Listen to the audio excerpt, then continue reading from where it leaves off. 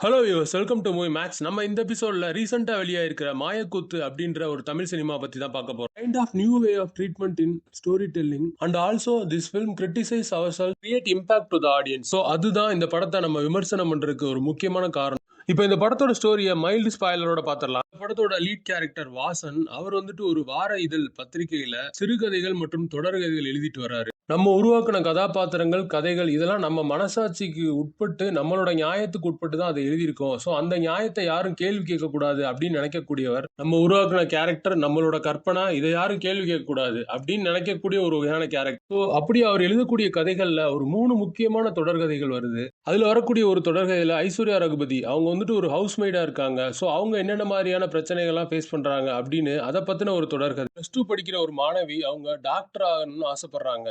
So அதுக்கு அவங்க என்னென்ன சவால்களை எதிர்கொள்றாங்க அது சம்பந்தமான ஒரு தொடர்கதை. அடுத்து ஒரு கேங்ஸ்டர் பத்தின ஒரு தொடர்கதை. அதுல சாய்தீனா ஒரு கேங்ஸ்டரா இருக்காரு. தன்னோட கூட்டத்துக்குள்ளேயே ஒரு இன்ஃபார்மர் இருக்கான் அப்படின்னு அவருக்கு தெரிய வருது. அதுக்கப்புறம் அவரு என்னென்ன மாதிரியான பிரச்சனைகளை சந்திக்கிறாரு அப்படிங்கிறது ஒரு கதை. ஸோ வாசன் தன்னோட கற்பனையினால உருவாக்கப்பட்ட இந்த கதையில உள்ள அந்த கதாபாத்திரங்கள் அவர்கிட்ட நேரடியா வந்து கேள்வி கேட்க ஆரம்பிக்கிறாங்க. இதுக்கப்புறம் என்னென்ன மாதிரியான சம்பவங்கள் நடந்துச்சு அப்படின்றதான் இந்த படத்தோட கதையே. இந்த படத்தோட பாசிட்டிவ்ஸ் அண்ட் நெகட்டிவ்ஸ் பார்த்தோம். இந்த படத்துல மிகப்பெரிய ஒரு பாசிட்டிவ் என்னன்னா, இந்த படத்தோட கதைக்களம் அது ரொம்பவே ஃப்ரெஷ்ஷா இருக்கு, புதுமையாவும் இருக்கு. அது இந்த படத்துக்கு ஒரு பாசிட்டிவ். இதுல நடிச்ச நடிகர்கள் ஐஸ்வர்யா ரகுபதி அவங்களோட கேரக்டர் ரொம்ப யதார்த்தமாவே இருந்துச்சு, லைவ்லியாவும் இருந்துச்சு. சாய்தீனா அவருமே ஒரு இம்பாக்ட்ஃபுல்லான பெர்ஃபார்மன்ஸை கொடுத்திருக்காரு. கேரக்டர் அதுல நடிச்ச ஆக்டர் நாகராஜன் கண்ணன் அவர் தான் இந்த படத்துக்கு வசனமும் எழுதியிருக்காரு. அந்த அரகன்ஸ் கலந்த அந்த ரைட்டரோட அந்த கேரக்டரை அப்படியே பிரதிபலிக்கிறாரு.